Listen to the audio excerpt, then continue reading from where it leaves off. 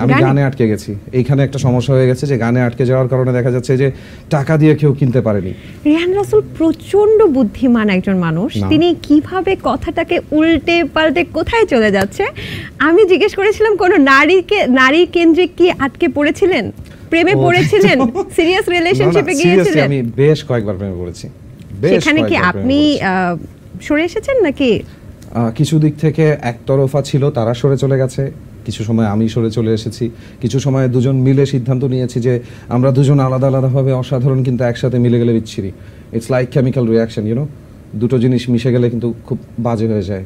কি যেন আছে না যে সোডিয়াম ক্লোরাইড পানিতে পড়লে ঠাস করে ফেটে যায়, এমনিতে সোডিয়াম আলাদাভাবে নাইস, পানিও আলাদাভাবে নাইস, কিন্তু দুটোর মিশ্রণটা সুন্দর না। সো এরকম অনেক কারণে অনেক সময় আলাদা হওয়া হয়েছে, কিন্তু প্রত্যেকটাই সত্যিকারের ভালোবাসা ছিল, জানেন।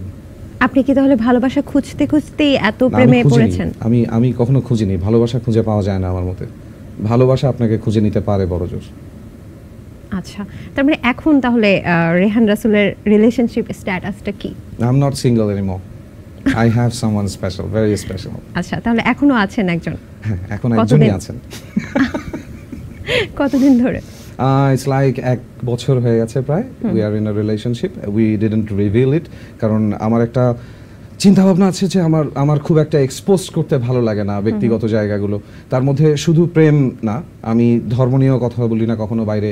আমি পারিবারিক কিছু ব্যাপার আছে না, ডোমেস্টিক ইস্যুস, অনেকের হয়তো বাসায় একটা ঝামেলা চলছে বা একটা ফিনান্সিয়াল ইস্যু চলছে, এই জিনিসগুলো আমি কেন যেন মেবি অ্যাজ আ ক্যাপ্রিকর্ন আমার খুব নিজের মধ্যে রাখতে ভালো লাগে।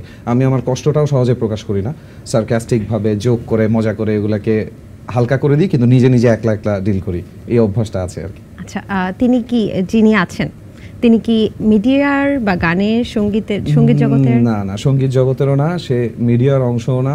She is a part of me. Wow, just একটু রোমান্টিক ভাবে বললাম। শি ইজ আ রাইটার, সে লেখে, সে খুব সুন্দর লেখে, সে খুব সুন্দর কবিতা লেখে, আর সে দেখতেও খুব সুন্দর একটা কবিতার মতো, এই হচ্ছে ব্যাপার। আচ্ছা, তাহলে ভবিষ্যৎ পরিকল্পনাটা কি, মানে বিয়ে শাদী কবে? সেটা এখনো জানি না, বাট খুবই শীঘ্রই এই কাজটা করার ইচ্ছা আছে। যেহেতু বললাম আমি সবই করি, এটা কেন করব না। আচ্ছা, তো ইচ্ছা আছে রাতের বেলা বিয়ে করার, কারণ আমি অনেককে বলেছি আমি কোনোদিন বিয়ে করব না।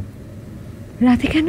ওই যে বলেছি কোনোদিন বিয়ে করবেন না কেন, এটা বলেছিলাম কারণ আমার ইচ্ছে করতো না। আমার মানে বিফোর আই মেট হার, আমি অনেকের সাথে আমার যখন সম্পর্ক হয়েছে বা চেষ্টা করেছি, আমি তখন দেখা গেছে যে আমার যেই বাজে স্বভাবগুলো আছে ওগুলোর সাথে সবাই আসলে অ্যাডজাস্ট করতে পারে না। আমি সবসময় বলি যে আমার সবচেয়ে বড় বাজে স্বভাব হচ্ছে আমি রাতে ঘুমাই না, যেটার কারণে পরবর্তী বাজে স্বভাবটা আসে হচ্ছে আমি দিনে ঘুমাই। তো এরকম করে করে একটার সাথে একটা কানেক্টেড হয়ে আমার যে উল্টাপাল্টা লাইফস্টাইল, আমার হঠাৎ করে ভালো লাগলো, আমি বন্ধুর বাসায় থেকে গেলাম, তো আমার যেতে ইচ্ছা করলো, এক জায়গায় চলে গেলাম, আমি একটা গানের আড্ডায় বসেছি, আমি চিনি না জানি না, তাদের আমার গান ভালো লেগেছে, আমার তাদের